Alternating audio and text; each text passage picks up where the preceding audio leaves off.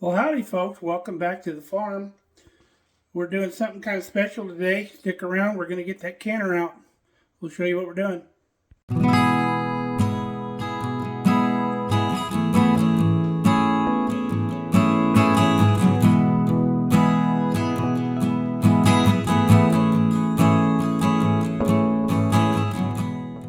So our local store was advertising 10 pounds of ground round for like a little over $2 a pound. So this big hunk of meat right here cost us $29 here. So smoking deal for ground beef, ground round. So we're going to can this. We're taking advantage. We have a bunch of hamburger down in the freezer, but we couldn't pass this buy up, and we wanted to put some in cans or in jars so it would be a lot more convenient when we're making meals and I dilly-dally around outside and don't get in time early enough to take anything out for dinner. We'll have the cooked meat already. So anytime you can ground beef, you can't can it like you do with like a chunked beef where you can just put it raw into the jar. This is so dense and there's no gaps in between it where you don't want to pack this into a jar. So you have to cook it ahead of time. So we're going to cook this whole 10 pounds at once. And I got out my big roaster. I'm going to throw this whole 10 pounds in a roaster and kind of smash it down in there. And then we're just going to throw it in the oven at around 250, 300 degrees. And just let it cook slow. We don't want to boil off a lot of the moisture because we want that. So we're going to throw this in here and get it in the oven. Okay, we've got our meat in the pan. We're going to throw our lid on this. We have a lid that fits inside of here, so any moisture goes back down into the pan. And then the other good thing about cooking in the pan rather than in like a pan on the stove is it's not going to cook as fast because we don't want to brown. Well, we're going to brown it. It's going to turn brown anyway, but we don't want to really fry it. We don't want to cook it like completely. This only needs to get up to like 150 degrees before we can it. It just needs to be up to temp. So you could also season this right now, however you wanted to do it, but we're going to wait and put a little salt in the jars when we can it, and then we can change our flavor profile however we want it when we cook it. The other nice thing about cooking it in the oven is it allows me to do other things. I don't have to sit here and babysit a pot of food on the stove. And we do have lots of other things to do. For one, I got to clean my kitchen up a little bit. And then we got to deal with some more of that cabbage that we got out of the garden the other day while it's still fresh. Now, if you don't have one of these big roaster pans like this, you can use those countertop cookers, you know, like people used to cook turkeys in and stuff. I cook my tomatoes in them when I'm canning tomatoes. If you have one of those, you can use one of those. I have one, but why get something else out when I can just throw that in the oven? That way my counter space is still free because we're doing other stuff. Now this ground beef we're using is like an 85-15 ground meat. And with that ratio, it's going to give us probably enough juice to can with. If for some reason you're using a leaner meat, you may have to add like beef broth or whatever you want to. You could add anything you want into that jar to top it up once you put the meat in it. Even tomato juice or something if you wanted to. Just sky's the limit. But I would use beef broth. That way it stays neutral and you can use this for anything. There's our meat. It is cooked perfectly. It's fully cooked. We're going to take our little masher here. We're going to break it up real good. And you can see we've got plenty of juice to fill our jars once we get the meat in there. A lot of that is fat, but that fat will congeal in the top of the jar. And when you use the meat, you can either skim that fat off or you can use it in a dish, which is what I would recommend. Just go ahead and put it in with it. It adds all that flavor. So I'm going to continue to break this up. We're going to put our oven temp down as low as we can go just to keep this stuff warm.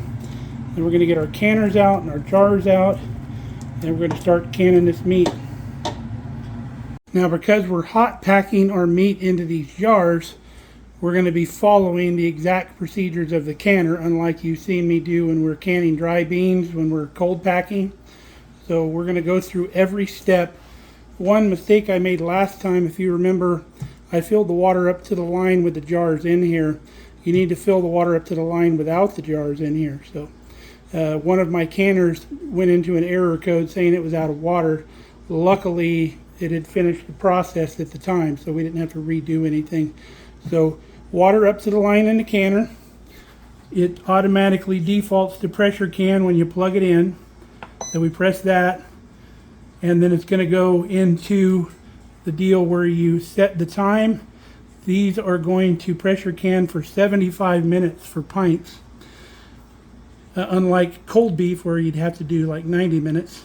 Press the button again, it's going to say insert jars.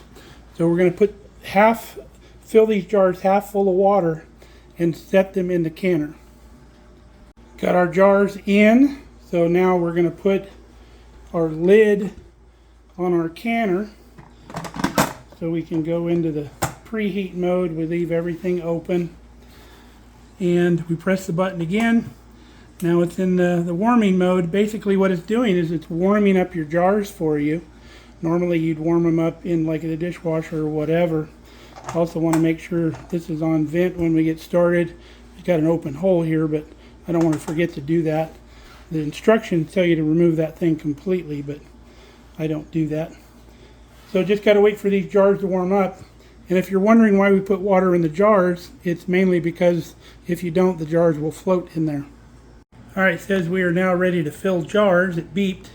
So we're going to get the hamburger back out of the oven. We're going to start packing these jars.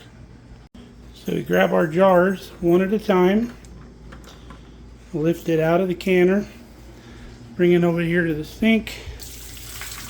We dump it out. And then we bring it over here to our filling area. And we're going to fill this thing up to our top shoulder line here with hamburger. So as we're filling, we're using a spoon to pack the meat down. We want to get as much in there as we can. So our meat is good. So now we want to come in here and get some juice. It's almost full already of juice. So we're just going to top it off.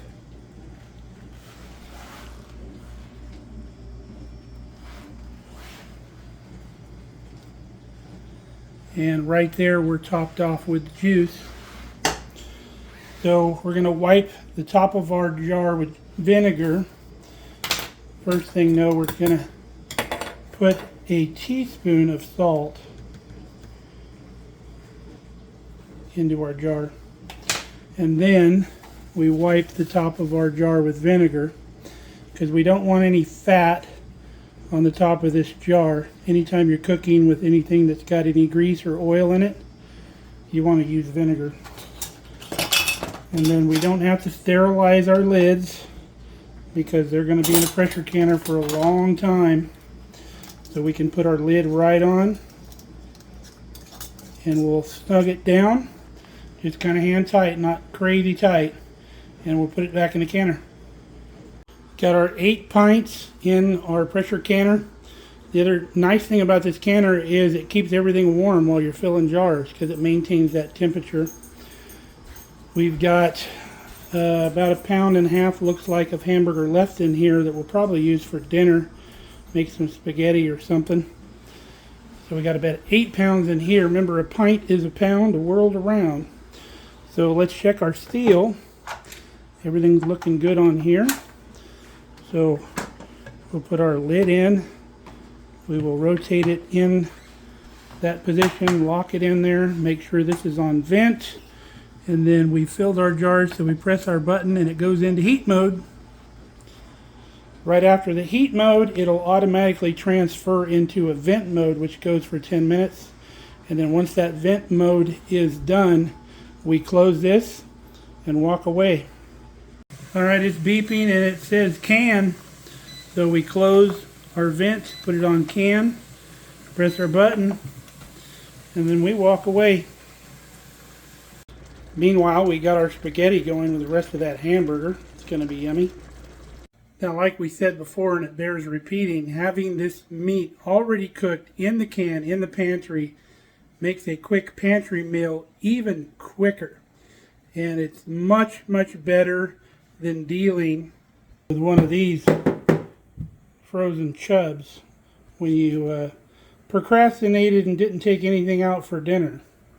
The canner has been up to pressure for about 10 minutes now, and it's already counting down on its canning cycle. So when this is done, we'll let this cool down on its own, and it'll actually beep and say done down here when the pressure is all bleeded off. So once that happens, I'll take the lid off, and then I'll leave the lid off probably till I go to bed. Then I'll pull the jars out, set them on the counter, and we'll show you what these look like in the morning. Well, next morning you can see that our fat in our jar has solidified. That's going to give a lot of good flavor to this ground beef when we use it. Also, you won't need to add any fat in the pan to warm this stuff up because it's already in here. Now with these jars, you can see if anytime you're making something with fat in it, you're going to get a little residue on the outside of the jars. We're going to take these lids off because after we open this, there's not going to be any portion of this stored in the refrigerator. We're going to use all of what's in the jar. So anytime I have that going on, I remove these lids or the rings, and I just leave the lids in there. So we'll get these washed up and we'll put them in the pantry. What do you think about our canned meat, Ramona? That's cool. Yeah, that'll cook in a hurry, huh? Because it's already cooked. Yeah. That'll make dinner in a hurry. So that pre-cooked ground beef is going to be really handy when I mess around and stay outside too long. We can get dinner going in a hurry. So hope you enjoyed the video. I hope you give this a try. You saw how super easy it was. It's not hard, especially with this Presto digital canner. I can't say enough about this thing. It's really changed things here on the homestead. So until next time, stay safe, stay healthy. We love you guys. Come back and see us here on Mark Kelly Farm. We'll be glad to have you.